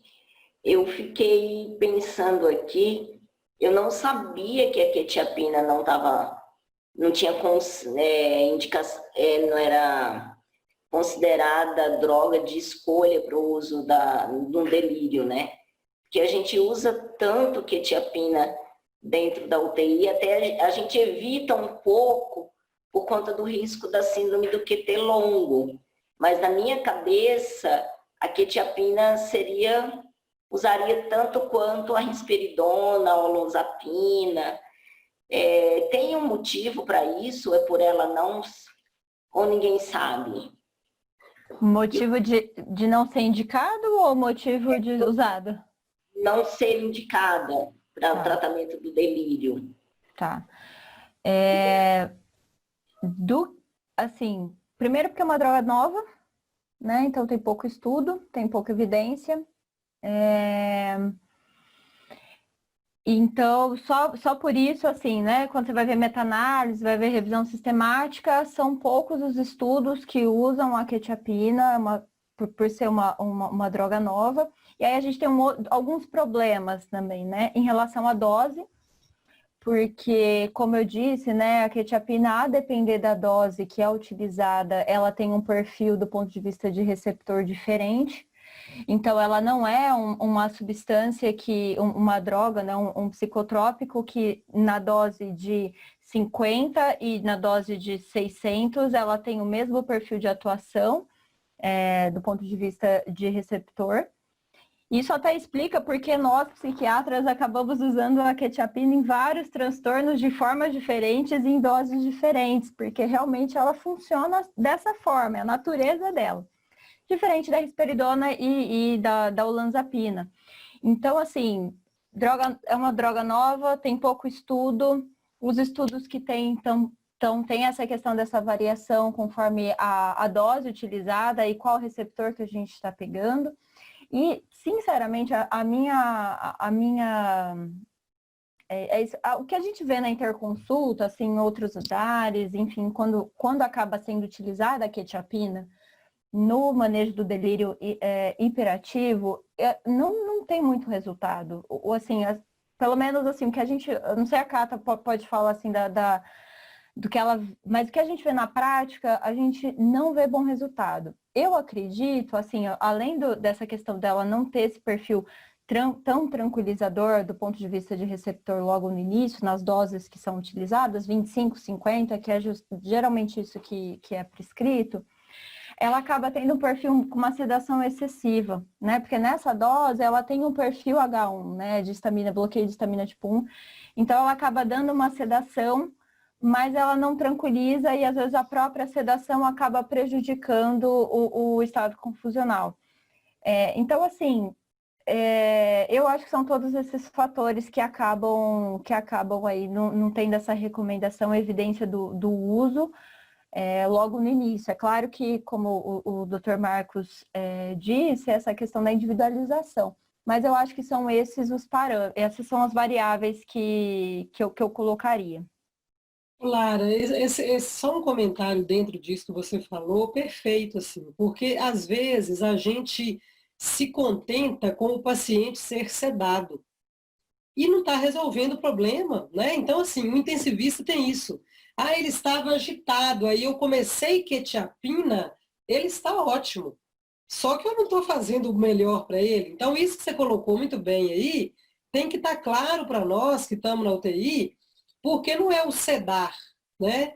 Então, assim, aí eu me pergunto, é uma pergunta, eu acho que você até já respondeu parcialmente, mas assim, talvez a risperidona fosse mais indicada, e eu te perguntaria o seguinte, quando a gente opta por uma droga, no caso do estado confusional agudo, o paciente pode até estar indo um pouco sedado ou não, dependendo do caso, mas assim, eu vou usar uma medicação para esse estado confusional agudo que está sendo excessivo. É melhor que eu já chegue numa dose máxima dessa droga sem associar outra? Ou é porque essa salada é que complica? Aí eu uso um pouquinho de risperidona, não melhorou. Ah, então agora eu vou usar lorazepam, eu vou usar, sabe? Então, essa dúvida ela vai surgir. Porque eu posso, por exemplo, amanhã, não, pessoal, nós vamos então usar no lugar de quetiapina, nós vamos usar risperidona e vamos ver a resposta. O paciente, talvez, ele não vá ele não vá responder. E aí? Eu devo aumentar a risperidona? Eu devo associar alguma outra coisa? Eu sei que é importante individualizar, mas eu estou falando, dando esses exemplos que eu dei excessivos, que eles se repetem, né, assim, de maneira fora do controle, e a gente polimedicar com doses não adequadas, talvez, vamos dizer assim. Não sei o que você pensa.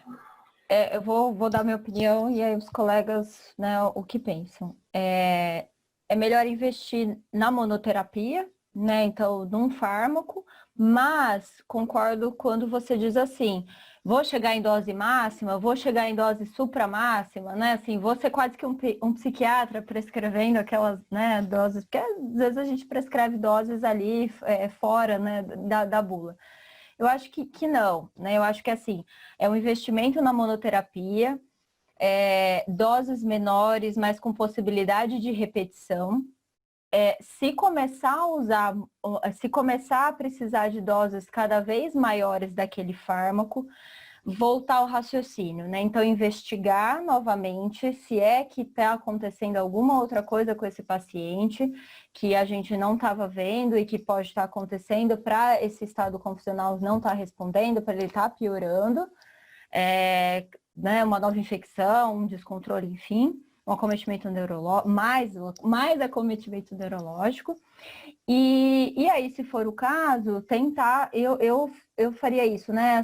Essa investigação e se necessário, investir na monoterapia e ir subindo dose, mas se a determinada faixa terapêutica é difícil falar mais ou menos, mas assim, talvez metade da dose máxima, se esse paciente não está respondendo com essa medicação, eu acho que vale a pena fazer uma troca por outra classe farmacológica, para outra, por exemplo, outro antipsicótico e avaliar a resposta dele com outro antipsicótico e aí volta da dose lá de começo, né? Então, por exemplo, assim, olha, a gente tentou haloperidol, a gente tentou risperidona e esse paciente não teve uma resposta interessante, a gente chegou numa dose, por exemplo, acumulada de risperidona durante o dia de 8 miligramas, por exemplo, de 6 miligramas, e ele não tem uma resposta legal, vou pensar em trocar justamente para não somar vários fármacos, vou trocar, sei lá, para olanzapina,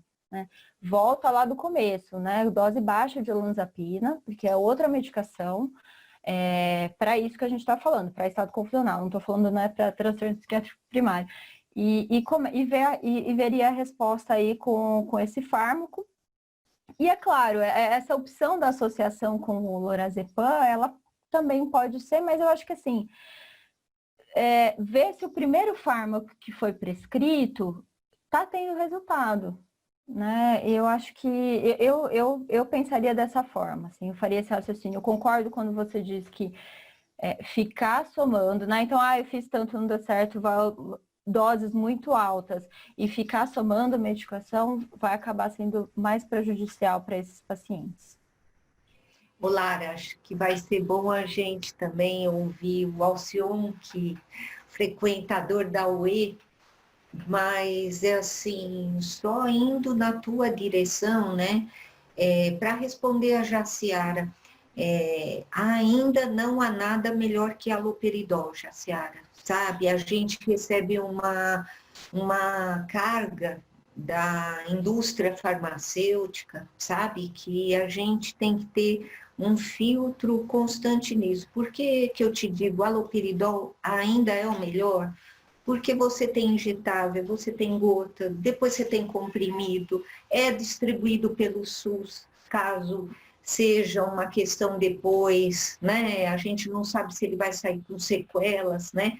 É fácil e seguro e ele não é sedativo. Iniciar com dose muito baixinha e eu não conheço alguns protocolos, eu não entendo, na verdade, alguns protocolos que vão fazendo haloperidol de 8 em 8 horas, ele não é uma medicação que age assim, né? Para uma agitação aguda, né? Vai se pensar numa formatação aguda, mas assim, desorientação é algo que se é a desorientação à base da agitação que ele está, ele vai ter os seus neurônios sensibilizados e, né, você vai ver resposta, né, numa situação, né, nossa, conhecida, né, de estado confusional. É bem o que a Lara está dizendo, é o que vocês têm percebido.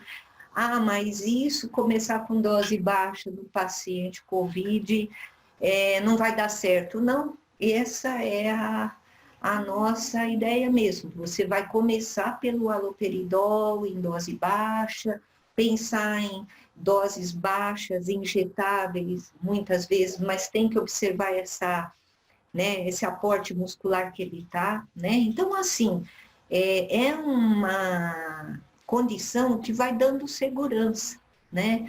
Então, quando você, né, como a Lara falou, a gente pensa assim, a auxiliadora falou, então já vamos dar uma carga máxima? Não, porque é efeito, sabe, colateral, grande a chance sem grande benefício terapêutico. Então, não é o recomendado. Mas é o que nós estamos querendo ouvir também, o Alcione, né, Lara? Então, deixa eu falar um pouquinho. Só corroborando, né, concordo aí com o que a Catalina e a Lara já falaram. Eu gostaria só de lembrar de que, assim, quando se trata de delírio, né, quer dizer, quando se trata de estado confusional agudo, a atenção é um aspecto muito importante, né, quer dizer, assim, o primeiro aspecto diagnóstico diz respeito à atenção, né, e aí medicações sedativas vão piorar o estado de atenção do paciente. Então, muitas vezes, assim, você quer controlar a situação de um delírio hiperativo, o paciente está agitado, você pensa numa droga sedativa para controlar a agitação. Mas se essa agitação está relacionada ao quadro de delírio e ao estado de desatenção dele, uma droga mais sedativa pode piorar, agravar ainda mais esse quadro de desorientação dele. Então, muitas vezes, você opta por uma medicação, por exemplo, eu concordo com a Catalina, senhor, nada melhor do que haloperidol, né? A gente conhece, sabe usar, eu acho que facilita bastante. Mas, assim, tem um perfil menos sedativo, de fato, isso dá uma tranquilidade um pouco maior. Falar assim, quetiapina não, nunca, jamais? Não, acho que é claro que os casos são particularizados. Então, assim, tem algumas situações em que aí, eventualmente, uma dose baixa da quetiapina, usada à noite ou distribuída, 25, 50 miligramas, mas, por exemplo, como naquele caso, né, que a professora auxiliadora trouxe, que o paciente já estava usando 300 miligramas de 8 em 8 horas, eu fiquei pensando, poxa, às vezes 10, 15 miligramas de olanzapina iria muito melhor ali, conseguiria controlar muito melhor aquela agitação do que tentar investir numa dose tão alta da quetiapina, né? Então, é delicado porque, assim, a hora que o paciente sai da sedação de quando ele estava entubado, né, quer dizer, assim, ele começa a ficar realmente muito agitado, quer dizer, a agitação é a primeira coisa que acaba aparecendo. Aí, muitas vezes, a gente acaba focando muito na agitação. Mas eu concordo que, muitas vezes, você tentar a droga menos sedativa para tentar melhorar essa condição da atenção e o paciente passar a reconhecer melhor o ambiente onde ele está, né, quer dizer, saiu do tubo, onde ele está, né, quer dizer, de que forma ele vai se reorientar naquela situação, quando possível, pode ser um caminho. Eu queria só fazer um comentário assim, com relação ao haloperidol, né? A gente usava, até usa bastante, e eu fico pensando que todos os psiquiatras têm essa conduta, assim, se precisar fazer mais uma vez, vai precisar fazer mais uma vez, assim, não dá para, se eu fizer o haloperidol agora, passou o efeito, o paciente vai agitar de novo. O que faria ele não agitar de novo? Então, essa é uma pergunta, porque assim, eu imaginar, assim, na minha concepção, eu acho que eu já iniciaria de horário o haloperidol, e não só ali, 5 miligramas, porque 1 miligrama, vocês vão desculpar, mas assim, 1 miligrama no paciente crítico é nada. É a mesma coisa de fazer um soro glicosado na veia ali, que não vai resolver absolutamente nada. Antes do Covid, a gente já via isso. Então, ok, fazemos ali 5 miligramas. O paciente sedou ali na hora, ele tranquilizou. Daí a pouco, passou o efeito, ele volta a agitar. Então, eu não sei assim, se eu estou errada de pensar assim, né? De que eu já vou iniciar de horário. Era essa a minha pergunta, assim. O que vocês acham disso aí? E depois tem algumas pessoas que querem perguntar. Sim, eu diria que é muito possível que sim, é muito possível que ele volte a ficar agitado e que precise novamente, né? A questão, né, assim, que eu acho que a gente pode levantar é se há necessidade da gente se antecipar, né? Ou se não há possibilidade, bom, vamos ver se agitou. Agitou? Então eu vou medicar novamente, né? Até porque muitas vezes isso, e a gente espera que com a melhora clínica do paciente, isso vai ficando cada vez mais elástico, então ele saiu do tubo hoje, então vamos dizer que você vai precisar fazer o haloperidol uma vez a cada 6 horas, mas talvez amanhã ele já esteja um pouco melhor e você precise fazer só 2 ou 3 vezes no dia. Se você deixa já a dose fixa, na verdade você não dá esse teste, né? Você não dá essa oportunidade de ver como é que vai ficar a evolução do paciente e eventualmente reduzir a quantidade diária, né, do uso da medicação. E eu acho também, assim, Maria Auxiliadora, que acaba não tendo esse perfil preventivo muito, sabe? Assim, né, vamos deixar de horário, para todo paciente, tá? Não estou falando de individualizada, mas essa coisa, vou deixar de horário, porque ele vai acontecer e o que a gente vê, assim, né? Vocês, claro, que tem uma experiência muito maior, mas nos casos de delírio, o uso, né, aí como se fosse um preventivo para uma agitação, ele acaba não sendo muito interessante e muito eficaz. E acaba até, às vezes, aí acabando usando uma dose muito alta. Eu sei que vocês, né, essa ampola dos 5 miligramas do haloperidol, a gente fala 1 miligrama, vocês falam, não, de jeito nenhum, né? Mas, assim, é porque a ideia justamente assim, vamos um cenário, né, assim, vamos colocar meia ampola do haloperidol, que é 2,5, né, você fez, deu meia hora, 40 minutos, 50, você foi reavaliar o paciente ainda está agitado, né, você tem um parâmetro ali, né, você tem um intervalo para poder fazer ali depois de meia hora, 40 minutos, você fazer o restante da ampola e ver como ele vai ficar. Agora, se você já fizer 5 miligramas de uma vez, se daqui depois 1 hora ou meia hora, esse paciente ainda estiver quebrando alguma coisa, né, ainda estiver muito agitado, você vai fazer uma ampola inteira, você já vai chegar próximo da dose máxima e isso não vai trazer ali necessariamente a eficácia que você busca. Então, às vezes, com doses menores, mas com a possibilidade de repetir, reavaliar esse paciente, ficar de olho, né? Igual a Cata falou, às vezes, esses daqui que estão mais agitados, esses daqui que estão mais problemáticos, estão dando mais estresse, a gente vai deixar aqui uma plaquinha, vamos deixar algo anotado, se agitar, fazer, né, ali no momento, depois de meia hora, 40 minutos, reavaliar. Se o paciente não tranquilizou, fazer novamente para o paciente tranquilizar. E aí, assim, eu vou nessa ideia aí junto com o Alcion, nesse sentido. Uma pergunta. A clorpromazina com droga ela vai sedar, né? Ela tem um efeito sedativo maior. Naquele paciente que você já fez várias doses de Aldol. Você está próximo ali, está dos 15 miligramas, que são 3 ampolas. Isso é fácil fazer você ter 3 ampolas de Aldol, tá? Será se seria uma opção a clorpromazina ou não? Na minha opinião, não. Eu acho que é uma... Assim, nesse cenário que você colocou, doutora Jaciara, eu preferiria, já que, né, rever, fazer a investigação, vi que não, né, enfim, há realmente agitação, o paciente não tem uma boa resposta com haloperidol, eu tentaria um outro antipsicótico, né, risperidona ou olanzapina, mas eu não iria para clorpromazina por conta realmente desse efeito extremamente sedativo, por conta da hipotensão postural muito importante, que não é interessante para vocês, né, ali naquele contexto. Então, eu não, de cara, assim, eu não usaria, assim, não sei o que os colegas acham, mas eu não acho que seria algo que eu investiria. Eu investiria em outros antipsicóticos.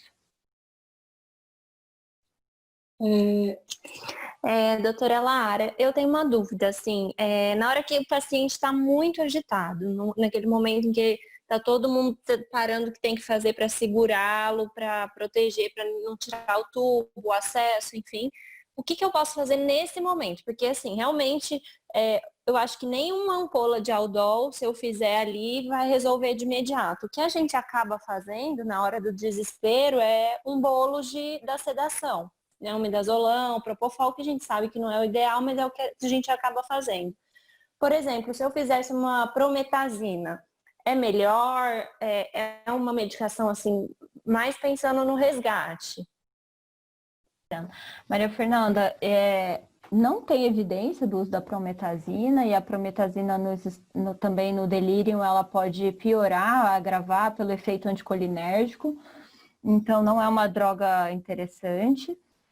nessa hora dessa agitação, então, o afastamento, né, das coisas para o paciente, para a proteção do paciente, a contenção física, né, a contenção mecânica, e aí, assim, vai depender de como está esse paciente. Eu entendo que não é o ideal vocês, às vezes, fazerem aprofundar, né, a sedação, fazer ali um bolos da sedação, mas eu entendo que característica pandemia, Covid, leito de CTI com um monte de gente, né? Eu acho que são situações desafiadoras.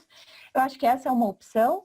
E a outra opção é fazer o antipsicótico, e aí faria o antipsicótico, igual a doutora Catalina colocou, a opção número 1 é fazer aloperidol. A gente da psiquiatria faz aloperidol via oral, por gota ou comprimido, ou faz intramuscular. Eu sei que vocês acabam até fazendo endovenoso, né? Vocês acabam tendo essa preferência, a gente da psiquiatria não faz, até porque as nossas agitações dos pacientes não estão com acesso, né? Não é para estar, mas eu acho que essas são opções. Então, é a proteção do paciente, afastar as coisas, a proteção da equipe, a contenção mecânica desse paciente, aprofundar essa sedação pode ser uma alternativa, ainda mais dependendo do contexto que está o seu plantão para aquele momento, e a administração do antipsicótico, e aí a via de escolha que vocês acabam estando mais acostumados a fazer. Tá bom, obrigada, doutora. A gente utiliza o Aldol, o Haloperidol e IM. A gente não pode ser utilizado EV, na verdade, a apresentação. Então, no passado, a gente até utilizava, mas não mais. Então, a gente usa IM mesmo. Desculpe eu não estar com o vídeo aqui ligado, mas eu gostaria até de parabenizar aí pela mesa, pela discussão, que eu acho que ela está sendo essencial. E a pergunta que eu gostaria de fazer, aliás, antes de fazer uma pergunta, é aliviador ouvir o comentário de vocês, colegas intensivistas aí de Ribeirão, porque eu fazendo parte junto com uma equipe aqui em Franca também, é angustiante toda essa condição que foge do controle dentro de uma UTI nos momentos que nós estamos vivendo, com essa quantidade de pacientes aí num quadro de agitação psicomotora. E ao menos é confortador saber que é uma dificuldade generalizada e a gente tem que tentar passar por isso aí com todas essas orientações aí que estão sendo discutidas. Mas eu queria pegar um paciente não tão bravo como é esse que nós estamos discutindo e queria a opinião aí dos colegas nos pacientes que ainda não chegaram nesse ponto e que eventualmente a gente vê que eles estão perdendo o ciclo sono-vigília por conta de tudo isso que já foi comentado, especialmente o paciente idoso. Nessa situação, o que seria mais interessante utilizar para que o paciente pudesse ter uma indução de sono e pelo menos ter uma noite de sono melhor, mesmo que com alguma assistência por oxigênio? Seria melhor utilizar algum benzodiazepínico, mas correndo o risco de até induzir um quadro de delírio, ou uma quetiapina em dose baixa para ter esse mesmo efeito? Eu gostaria de algum comentário levando em consideração esse perfil de paciente. Ricardo, eu entendi que é um paciente que ele, na verdade, seria um manejo de insônia, é isso? Um manejo de insônia nesse contexto. O paciente não está num estado confusional, é isso? Exatamente. Tá.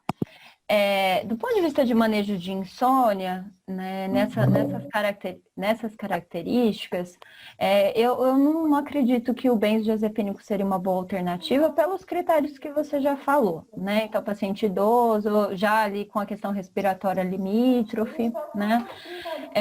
Se ele não tiver o histórico de uso de psicotrópico, muitos pacientes que vão acabar internando, que vão estar ali na enfermaria, ou né, até em outros cuidados, eles, por vezes, até pela própria idade ou outros tratamentos, às vezes eles já usam alguma medicação. Então, a primeira coisa, eu acho que é checar isso. Porque muitos desses pacientes, às vezes, já usam alguma medicação, por exemplo, um antidepressivo com perfil sedativo.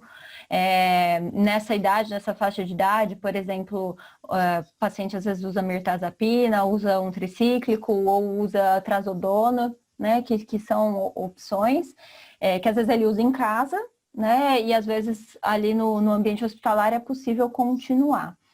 Para manejo, se a gente puder, assim, né, fora SUS, né, assim, se tiver, a gente puder escolher, né, eu acho que algumas opções são realmente opções da trazodona, né, principalmente quando a gente estiver falando de uma insônia inicial, intermediária nesse paciente. E os indutores do sono, e aí sempre os 2 doses baixas, porque a gente está falando em uma população idosa, então eles vão responder em doses baixas. E eu iria nessas opções, assim, se disponível, né? Assim, se possível, né? Eu não apostaria no benzo, não. Eu acho que vai trazer mais problema do que solução. E dentro das possibilidades ali do teu ambiente de cuidado, né, com esse paciente, as medidas comportamentais com relação à insônia, elas são 70%, 80% das vezes elas acabam tendo eficácia. Agora, sim, dormir no hospital não vai ser igual dormir em casa, né? Isso a gente nem quer que seja, né? Os pacientes que acabam ficando igual, a gente fica até meio preocupado, mas assim, vai ter uma alteração do sono. Aí é quantificar o quanto que vale a pena usar uma medicação e o quanto que vale a pena, às vezes, se esse paciente, se essa equipe consegue, principalmente esse paciente, consegue tolerar, às vezes, algumas noites um pouco mal dormidas, pensando no futuro, pensando num prognóstico, né? Então, às vezes a gente vê que alguns pacientes têm algumas expectativas, né, assim, vou internar, tem que dormir bem, ou tem que... E a gente está falando, né, de um contexto muito complicado, assim, muito difícil. Então, eu tenho essas considerações. Não sei se os colegas pensam outras coisas. Só para acrescentar, sim, eu concordo com tudo que você falou, que a Lara falou. Além de investigar um possível uso em casa, né, um uso prévio de antidepressivo, investigar o uso de benzodiazepínico, né? Porque tem muito paciente idoso e que faz uso aí por 10 anos aí de um lorazepam, um bromazepam, um clonazepam para dormir, né? E aí às vezes interna e não fala, né? Isso acaba não aparecendo, e a insônia muitas vezes pode estar relacionada até à falta dessa medicação, falta desse benzodiazepínico. Eu concordo assim de que introduzir o benzodiazepínico no paciente idoso que não faz uso prévio, eu concordo que não, mas eventualmente se o paciente já faz uso em casa, ele pode não conseguir dormir daí no hospital se essa questão da retirada do benzodiazepínico não for abordada. Sim, e é bem lembrado, senhor. E aí, né, a ideia que eu coloquei ali no slide, que se possível quem fizer a admissão desse paciente, né, ou na enfermaria ou no CTI, se puder questionar a respeito de histórico de patologia neuropsiquiátrica e uso de psicotrópicos, eu acho que vai inclusive auxiliar vocês aí, né, nesses ambientes aí com esses pacientes, porque é realmente muito bem lembrado, né? A gente está falando de introduzir, se o paciente já usa, algo que às vezes a gente vai precisar fazer ajustar a dose, mas realmente vai precisar às vezes prescrever. Karen, você queria fazer o seu comentário? Pode ficar à vontade. Obrigada, Alcio. Eu gostaria de colocar alguns aspectos coadjuvantes, eu acho, que talvez possam auxiliar, né, a pensar algumas questões, né, nesse manejo tão desafiador do delírio. Acho que a primeira delas é em relação ao contexto de pandemia, né? Quando a gente pensa, né, nas repercussões de natureza psicológica de um evento com essa proporção, a gente pode considerar, né, que essas pessoas convivem cotidianamente, né, com repercussões psicológicas que podem não ser pequenas, né? Então, um medo generalizado, um estigma já bastante grande, né? Um contato com uma exclusão social importante, principalmente, né, quanto com maior proximidade de casos adoecidos, né? E acho que essas pessoas chegam, talvez, né, na UTI, nesse clima, né? Então eu imagino que isso pode contribuir, né? Também pode se colocar como um fator de risco anterior e que pode ser contemplado, né? Aí num campo de cuidado em saúde mental, né? Eu não sei muito bem como que vocês estão aí funcionando, mas acho que isso é uma coisa que pode ser considerada. E a outra coisa é que quando a gente vai consultar a literatura, né, sobre efeitos tardios, né, dos quadros de delírio e até o acompanhamento em longo prazo de pacientes que estiveram na UTI, que viveram situações de delírio e como eles vão se recompondo, né, se refazendo em longo prazo, a gente observa que a presença de memórias factuais distorcidas, elas são sinais, né, que se colocam como importantes associações nos quadros de delírio e nas respostas afetivas negativas. Então, eu penso que as medidas que a gente puder pensar, né, e acredito que criar, né, no contexto de UTI, que possam prevenir ao máximo esse tipo de ocorrência, com todas as limitações que a gente enfrenta, podem contribuir, né, de uma maneira coadjuvante. E aí eu me lembro de estudos relacionados à avaliação, né, de estratégias direcionadas a uma recuperação da qualidade de consciência em pacientes com lesões neurológicas graves, que vão permanecer em coma, e nesses estudos se referem, né, medidas de manutenção de estimulação, né, sensorial padronizada, né, e repetida e periódica para os pacientes. E aí eu fico pensando que, como a Lara comentou, né, Lara, e acho que você trouxe tantas coisas não farmacológicas tão importantes, né, e eu fiquei pensando que quando você fala, né, do uso de tecnologias, talvez a gente pudesse até pensar em estender a apresentação de áudios, por exemplo, né, de pessoas da família para pacientes sedados, né, ainda sedados, porque eu acho que isso talvez possa auxiliar, né, nesse contexto. E achei ótimo o seu exemplo dos crachás com as fotos, né, porque eu estava pensando nas touquinhas diferenciadas, assim, mas achei que o crachá funciona bem melhor. E acho que todas as medidas que a gente puder usar, né, para favorecer um contato humano, né, dentro da UTI é muito importante, exatamente por estar todo mundo muito igual e esse paciente numa condição de privação gigantesca. E aí eu penso que o uso do tato pelos profissionais também pode ser interessante. Sabe, eu fiz um procedimento, no fim do procedimento eu aperto a mão, né, e falo, ó, agora eu tô terminando aqui, né, tô saindo. Porque isso eu acho que vai ajudando, né, a restringir uma despersonalização, né, que é muito importante. Em Uberaba, a gente tem feito uma experiência que mantém contatos telefônicos com os familiares, né, no sentido de manter um contato tanto para manejo, né, do enfrentamento das internações, quanto para uma atualização de informações sobre a história, né?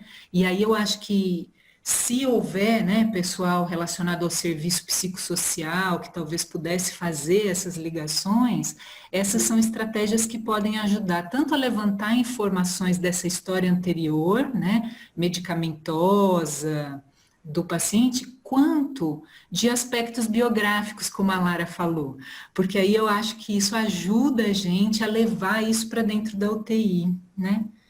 Então, acho que eu queria só assinalar isso, entendendo que é um contexto muito difícil e que a gente está precisando se esforçar muito, né, para conseguir promover dignidade e lidar com situações tão novas. Então, muito obrigada.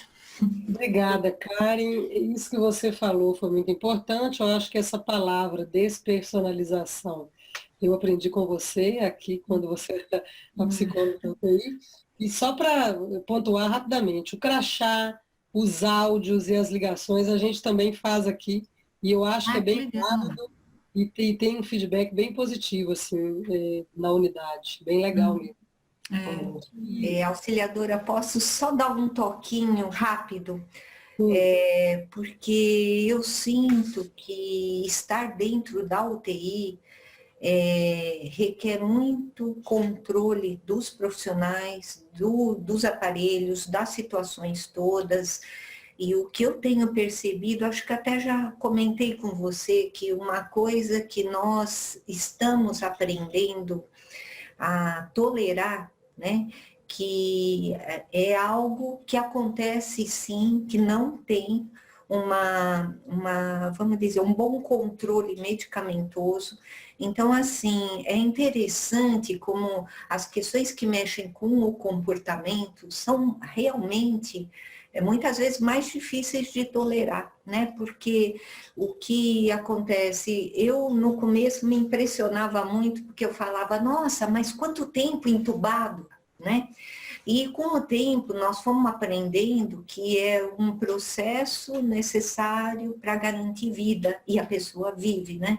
Então eu fiquei pensando que, assim, tomara que nós, psiquiatras, possamos passar uma certa tranquilização para a equipe, no sentido de quando não houver medicações, vamos buscar formas de humanização juntos e até a compreensão de que não está sendo uma falha do tratamento, mas talvez um desafio no controle, né? Porque, assim, eu fui muito feliz de você me convidar, inclusive, para a apresentação da neurologia, porque isso dá segurança, né? Como a pessoa de outro serviço fala, olha, está me fazendo bem saber que isso acontece aí, acontece no São Francisco, e no mundo a gente vê que esses casos são muito difíceis de medicar. E por isso que talvez os psiquiatras queiram passar num consenso essa noção de que, já que é difícil mesmo, vamos devagar, porque os efeitos das medicações em altas doses são agitação. Então, nós não vamos estar ajudando, né? Porque há uma faixa boa de ação, né? E acho que é isso que a gente vai aprender junto, né? Eu achei, foi o toque que a Lara me deu. Nós suportamos mais nas nossas unidades de internação. E é verdade, nós temos esse hábito de suportar uma agitação, né? Mas é só um comentário. Boa noite a todos. Queria agradecer mais uma vez a oportunidade da gente conversar sobre esse assunto que é velho conhecido de qualquer intensivista. Agradecer a presença da psiquiatria em peso do HC, doutora Lara, né? Parabéns pela apresentação, Catarina, doutora Alcion. Eu acho que pela semiologia do delírio, a gente tende a ter uma visão muito transversal desse quadro. Mas o que eu fico me perguntando, né, e aí vai um comentário, uma questão, o que da linha de base daquele corpo que chega, a gente deixa passar. Então, por exemplo, em relação ao Covid, vários adoecimentos que tornam a pessoa grupo de risco têm alterações metabólicas significativas.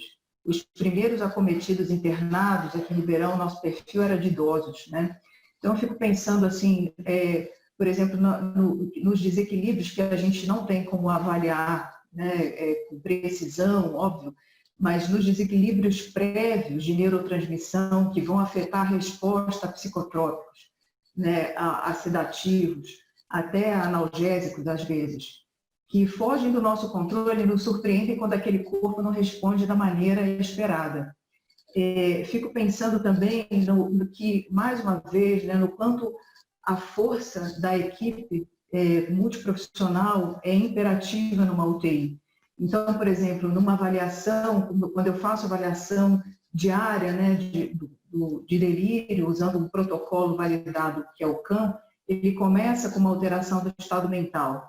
Então, como é importante ter um profissional da saúde mental que consiga fazer um exame do estado mental detalhado, que vai muito além da orientação auto e autopsíquica, né? Então, por exemplo, eu atendo atualmente nas UTIs não Covid, ou seja, eu recebo esses pacientes já com infecção tratada e egressos de períodos de internação prolongada nas UTIs Covid. E no rastreamento que eu tenho feito, a prevalência é de delírio hipoativo, de delírio subsindrômico, né?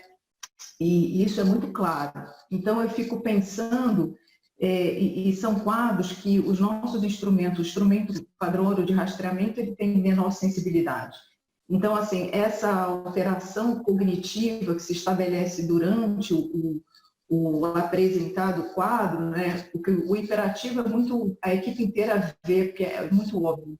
Mas as alterações que precedem esse quadro mais intenso, elas são sutis muitas vezes. Vem, como o doutor Alcion falou, de processos atencionais, mas eu quero ressaltar a questão da percepção, da sensopercepção.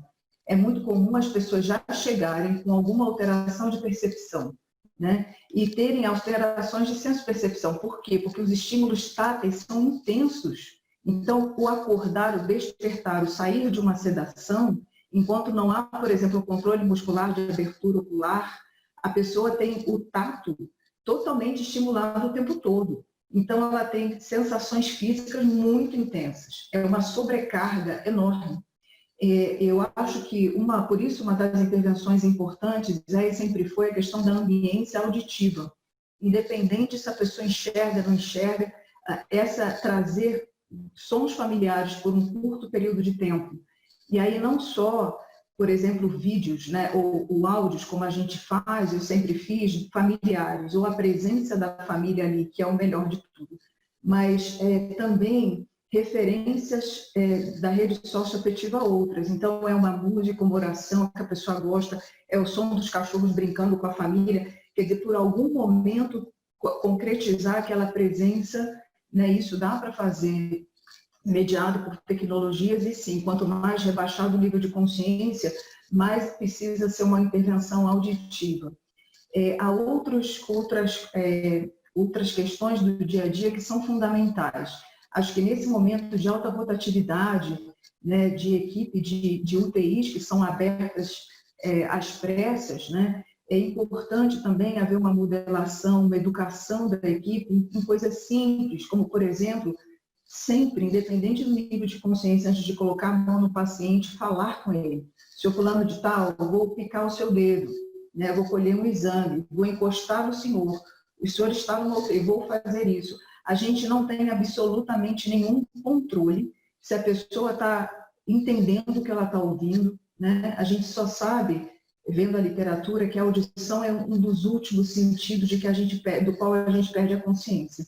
Então, assim, todo esse processo cognitivo a gente só vai ver depois. O que eu tenho visto nas UTIs não Covid é o inverso, é a prevalência realmente de um delírio hipoativo e um delírio subsindrômico, que na minha realidade de terapia intensiva era mais raro, né, ser de uma apresentação não mista, inclusive.